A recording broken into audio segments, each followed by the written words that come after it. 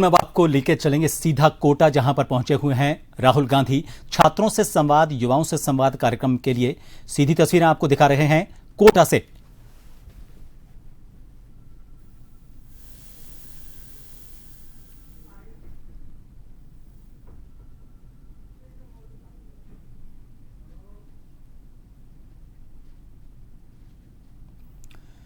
कोटा के दशहरा मैदान में श्री राम रंगमंच पर यह संवाद कार्यक्रम है, जिसमें युवाओं और छात्रों से संवाद करेंगे राहुल गांधी।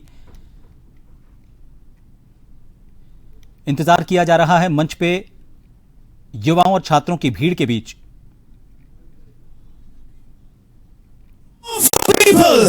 ये तीनों प्रिंसिपल सिर्फ और सिर्फ ये ही है जो हमें फ्यूचर में लेके जा सकते हैं।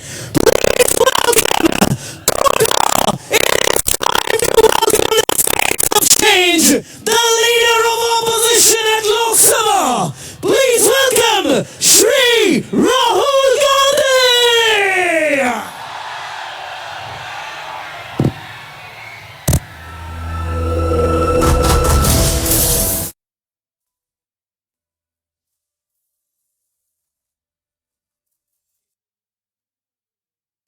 तो दशहरा मैदान में श्री राम रंगमंच पर यह कार्यक्रम चल रहा है, जहां पर राहुल गांधी पहुंचे हुए हैं। छात्रों और युवाओं से संवाद करेंगे। छात्रों से जुड़े मुद्दे, जिनमें नीट पेपर लीक मामला, इसके अलावा छात्रों की और भी कई समस्या हैं। देश भर से छात्र यहां पर पढ़ाई के लिए आते हैं, प्रतियोगी परीक्षाओं की तैयारी करते हैं। उनकी क्या जरूरतें हैं, क्या उनकी परेशानियां हैं, उनको लेकर सीधा संवाद करने के लिए कोटा पहुंचे हुए हैं राहुल गांधी।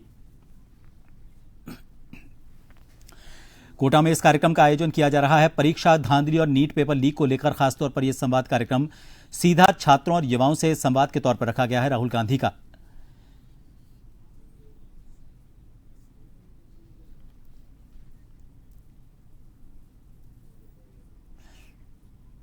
पुष्कर में कांग्रेस के कुछ दिनों पहले हुए कार्यक्रम के दौरान जो कोटा में कांग्रेस के पदाधिकारी हैं, उन्होंने राहुल गांधी से ये रिक्वेस्ट की थी कि वो एक बार युवाओं के बीच में आए, क्योंकि देश भर से युवा कोटा में आते हैं पढ़ाई करने के लिए। उनकी कई तरह की समस्याएं हैं, खासतौर पर नीट पेपर लीक को लेकर उनमें काफ़ी रोष की बात कही गई थी। इसके अलावा भी और पेपर लीक को लेकर उनके कई सवाल थे, जिनको लेकर संवाद करने का आमंत्रण दिया गया था कोटा आने के लिए। राहुल गांधी ने इसे मंजूर किया और 17 तारीख इसके लिए तय की गई थी। आज चार्टर प्लेन से राहुल गांधी कोटा पहुंचे। यहां पर उनका पदाधिकारियों ने स्वागत किया और फिर उसके बाद अब उस कार्यक्रम में पहुंचे।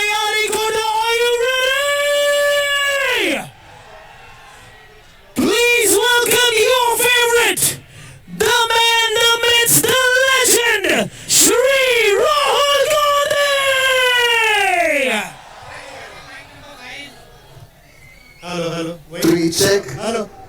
Check. 1 2 3. Hello.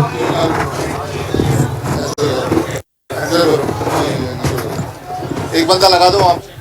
इतना सन्नाटा कैसे हो गया भाई? आवाज आवाज आवाज आवाज आवाज।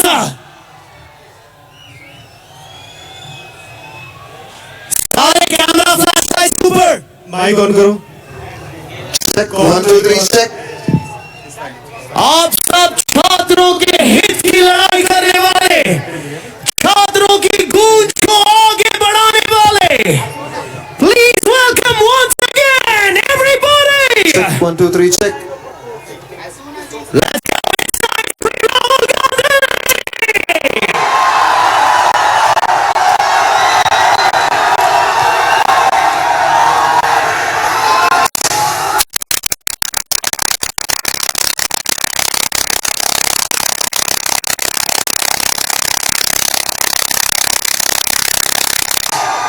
Oh my God.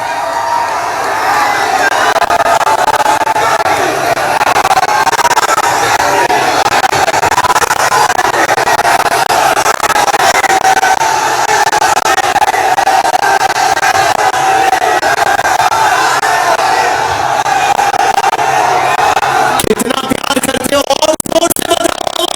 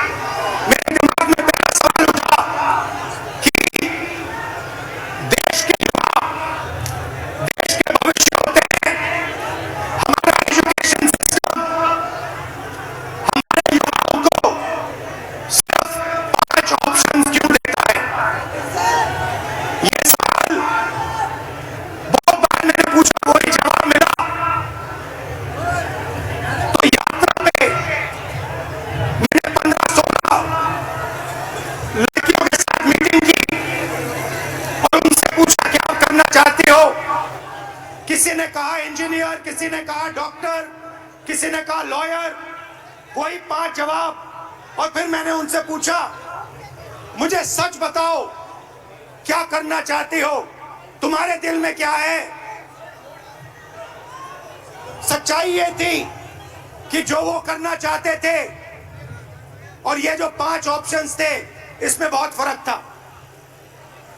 कोई ऑथर बनना चाहती थी, कोई डांसर बनना चाहती थी, कोई एस्ट्रोनॉट बनना चाहती थी। फिर मैंने एक टेस्ट किया। मैंने उन्हीं लड़कियों से एक सवाल पूछा, आप में से कितनी लड़कियां पायलट बनना चाहती हैं? एक भी लड़की ने हां नहीं कहा। वहां पे चीफ मिनिस्टर का हेलीकॉप्टर था। मैंने हेलीकॉप्टर पायलट से कहा, 5-6 लड़कियों को आप हेलीकॉप्टर में ले जाइए, जॉय राइड कराइए, कॉकपिट दिखाइए। फ्लाइट हुई, लड़कियां हेलीकॉप्टर पे गईं। जैसे ही वापस आई, मैंने सवाल पूछा, क्या करना चाहती हो? सारी की सारी लड़कियों ने कहा, हम पायलट बनना चाहती हैं। मतलब हिंदुस्तान का एजुकेशन सिस्टम, सबसे पहली कमी इसकी कि हम जो हमारे बच्चों के सपने हैं उनको पूरा नहीं करते हैं। जो उनके ऑप्शंस हैं, जो वो ऑप्शन चाहते हैं, उनकी हम रिस्पेक्ट नहीं करते।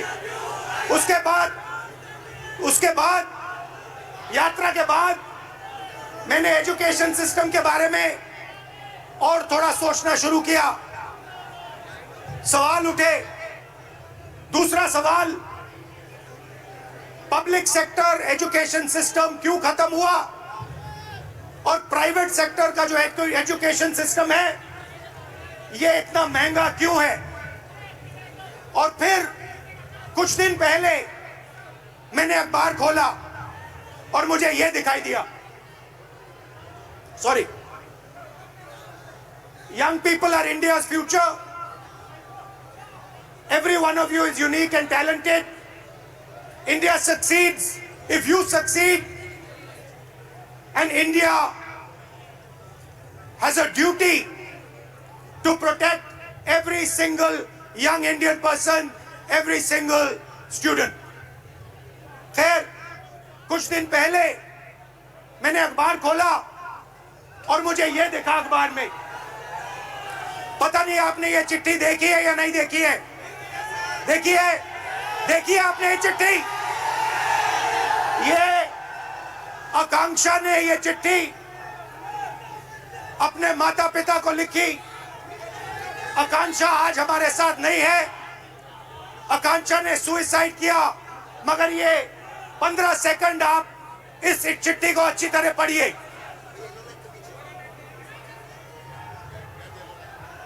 ये आकांक्षा डॉक्टर बनना चाहती थी। इनके पिता से कुछ दिन पहले मेरी बात हुई। पैरालाइज्ड है, कर्ज लिया। आकांक्षा का नीट का पेपर लीक हुआ और आकांक्षा कहती है, लास्ट लाइन में आपके लिए पढ़ूंगा, सॉरी मम्मी पापा, मैंने सब बर्बाद कर दिया आप दोनों का।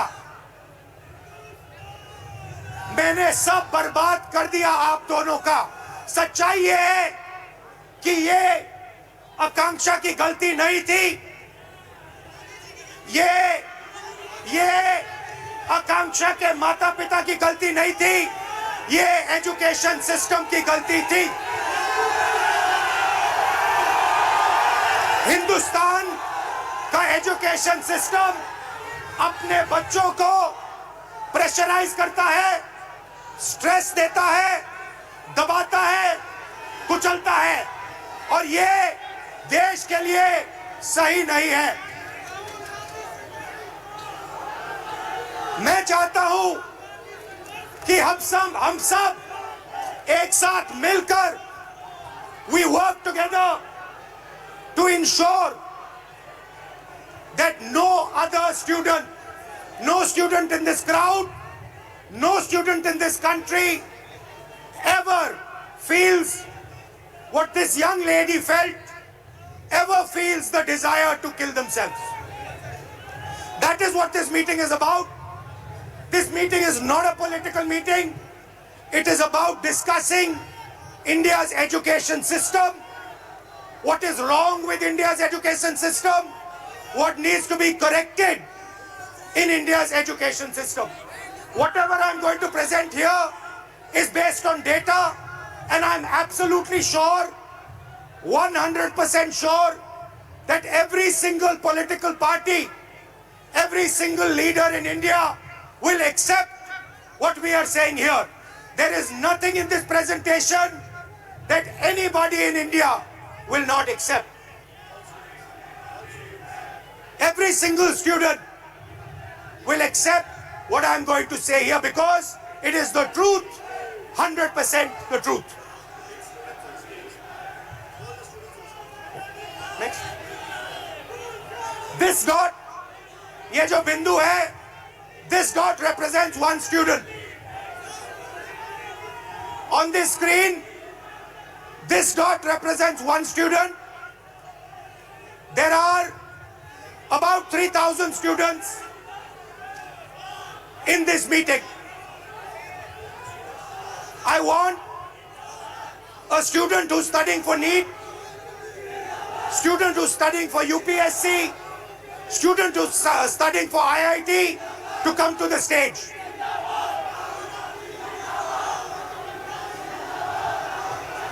Can you tell them not to do naras? I'll do it. How are you? I'm good. Check. Okay. सबसे पहले Is the mic सबसे पहले एक सेकंड सर ने भी एक बड़ी प्यारी सी रिक्वेस्ट की है। एक सेकंड हमने आने के पहले क्या कहा था? हम पढ़े लिखे स्टूडेंट्स हैं, नारेबाजी करने नहीं आए हैं। देश का फ्यूचर बदलना है तो पहले सुनना पड़ेगा। Listen and then change. अभी कोई नारेबाजी नहीं, सर बात कर रहे, सर कुछ बोलना चाह रहे। अब पहले कुछ बच्चों को बुला दें जो आप ही लोग के बीच में से। सबसे पहली बात तो डॉक्टर एक बहुत बड़ा टर्म है। किसी भी मतलब जैसे अभी कोई बीमार हो गया तो किसी भी एक बंदे की लाइफ हमारे हाथ में होती है। मतलब अभी तो मैं नीट के लिए तैयारी कर रहा हूँ, तो जैसे नीट का पेपर लीक हुआ तो पूरी होप टूट गई है। डॉक्टर बनने के लिए आदमी कोई भी व्यक्ति इतना मेहनत करेगा, 2-3 साल मेहनत करेगा, फिर पेपर देगा वो, और फिर उसको बता दिया जाता है कि तुम्हारा पेपर लीक हो गया और फिर तुम्हें वापस पेपर देना है, तो होप टूट गई। तो आपके अंदर जो भावना थी, आपके अंदर जो भावना थी, लोगों की मदद करने की भावना थी, आप क्यों कर रही हैं? मैं तो जेई कर रही हूँ, हाँ। इंजीनियर। तो इंजीनियरिंग तो मैं सिर्फ इसलिए कर रही हूँ कि अच्छा मेरे को एक्सपोजर मिले कॉलेज में जाके, जैसे कि हायर कॉलेजेस है, आईआईटी बॉम्बे हो गया, आईआईटी दिल्ली हो गया, तो वो काफ़ी अच्छे कॉलेजेस हैं जिसमें आगे जाके हमें इंजीनियरिंग में नहीं बाकी और चीज़ों में भी बहुत सारी अपॉर्चुनिटीज़ मिलती है। तो मेनली तो मैं अभी एक्सपोजर के लिए कर रही हूँ। और आपका? Sir, actually, I have always been interested. I'm a very social person, so I think UPSC would genuinely help me engage in society and make policies and decisions. And you? Sir, हम लोगों को बचपन से सिखा ही यही दिया जाता है कि आपको बड़े होकर डॉक्टर, इंजीनियर ये सब बनना है, तो एक मन से बचपन से ही वो सपना बन जाता है कि डॉक्टर बनना ही। मगर अगर आप सब कुछ बिल्कुल फ्री छोड़ दिया होता और असलियत में आप क्या करना चाहते हो तो फिर क्या जवाब मिलता? सर, मेरे को डांसिंग में बहुत शौक था। आपको डांसिंग में शौक है? आपको? सर, हमको डॉक्टर ही बनना था। मेरे जो अंकल थे वो हार्ट अटैक से डेथ कर गए थे 2019 में, तो इसीलिए मैं मतलब अर्जेंट मतलब वो उन्हें नहीं मिला, तो इसी की वजह से वो डेथ कर गए। तो बस इसी के कारण मैं डॉक्टर बनना चाहता हूँ। और आप? अगर आपको पूरी फ्रीडम दिया गया तो क्या करोगे आप? सर, नीति करोगे, डॉक्टर ही बनोगे? सबसे पहली बात तो ये कि जैसे कि मैं कुछ पढ़ रहा था तो मुझे पता चला कि सिर्फ 5 चीज़ें, 5 प्रोफेशंस जो लोग बस देखे देखी फॉलो कर रहे हैं: डॉक्टर, लॉ, इंजीनियरिंग और मैं भूल गया थोड़ा सा, सॉरी सर। रिलैक्स है? रिलैक्स। तो अब कोई लोग खुद से पीछे करता है, मतलब ऑप्शंस नहीं है। सबसे पहली बात, मेन बात ये है। तो अगर आप नीट की तैयारी कर रहे हो, हाँ, अप्रोक्सीमेटली कितना पैसा लगता है beginning to end? Beginning to end, अगर आपको ऑफलाइन अच्छी कोचिंग में तैयारी करनी है, अगर आप 11 से आ रहे हो, मिनिमम 3 लाख रुपए तो कोचिंग फीस है 2 साल की। फिर उसके अलावा हॉस्टल फीस 10,000 रुपये मिनिमम मंथली, रूम मतलब जिसमें खाना वाना सब आ गया। फिर उसके बाद पर्सनल एक्सपेंसेस भी रहते हैं, तो 2-3 हज़ार वो। तो मोटा मोटा आप मानिए 1,20,000 हॉस्टल की फ़ीस हो गई, 1.5 लाख अपना 1 साल की कोचिंग की फ़ीस हो गई, और 15-20 हज़ार एक्सपेंस भी हो जाते हैं बच्चों के, जैसे बाहर रहते हैं, कभी कुछ खा लिया। तो आप मानिए 4 lakh 4 lakh. Everybody agrees? Yes sir. Approximately 4 lakh. Yes sir. 4 lakh. Now आपके फैमिलीज ने लोन लिया है? कितना लोन लिया है? 2 लाख। 2 लाख। पापा क्या करते हैं? फार्मर हैं। किसान है। 2 लाख का लोन लेना आपके लिए आसान था, फैमिली के लिए आसान था? आसान तो मिडिल क्लास के लिए नहीं रहता है, मगर एफोर्ड करना ही पड़ता है, कंपलसरी है। कंपलसरी। अगर लोन नहीं लेंगे तो आगे सिस्टम में नहीं जा सकते। आपकी फैमिली ने लोन लिया? सर लोन तो नहीं लिया था, लेकिन अगर हम गवर्नमेंट एग्जाम जैसे नीट प्रिपरेशन की तैयारी प्रिपेयर कर रहे हैं, और अगर हमारा नहीं क्लियर हुआ, तो हम मतलब इंडिया में गवर्नमेंट सीट्स इतनी कम है कि हम प्राइवेट के लिए सोच भी नहीं सकते, क्योंकि उनकी फीस बहुत ज़्यादा है। और भी ज़्यादा? बहुत ज़्यादा है। जैसे 24 लाख बच्चे हर साल अपेयर करते हैं नीट एग्ज़ाम में, उसमें से 80,000 सीट्स है जो गवर्नमेंट है, तो 23 लाख बच्चों को ना चाहते हुए भी हारना पड़ता ही है। तो उनके लिए प्राइवेट से करने के लिए ऑप्शन बचता ही नहीं है, क्योंकि हर मिडिल क्लास फैमिली 1 करोड़ रुपए अफोर्ड नहीं कर सकती है। तो पैसा आपके जेब से? हाँ। Yes sir. आपके फैमिली के जेब से? Yes sir. रिस्क आपका? Yes sir. डैमेज हुआ तो आपका? Yes sir. रिवॉर्ड की बात करते हैं, सक्सेस को डिफाइन करते हैं।